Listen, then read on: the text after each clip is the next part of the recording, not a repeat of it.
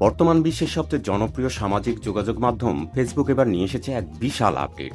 এই আপডেটের ফলে ফেসবুক নিজেই ব্যবহারকারীদের প্রোফাইল ও পেজ নতুন নতুন দর্শকের কাছে পৌঁছে দেবে। তবে এর জন্য মানতে হবে 5টি বিশেষ শর্ত। প্রথম শর্ত, মূল বিষয়বস্তু তৈরি করুন। কোনোভাবেই অন্যের কন্টেন্ট কপি নয়।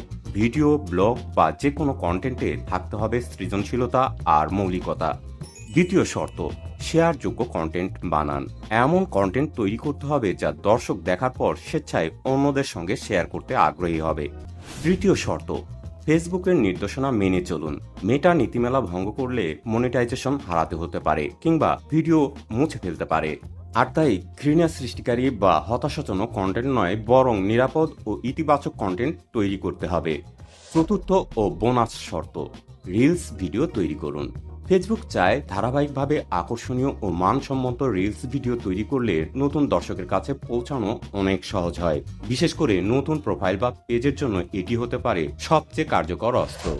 পঞ্চম শর্ত, হ্যাশট্যাগ অযথায় না দিয়ে 5টির কম হ্যাশট্যাগ ব্যবহার করুন যা আপনার ভিডিওর সাথে রিলেটেড।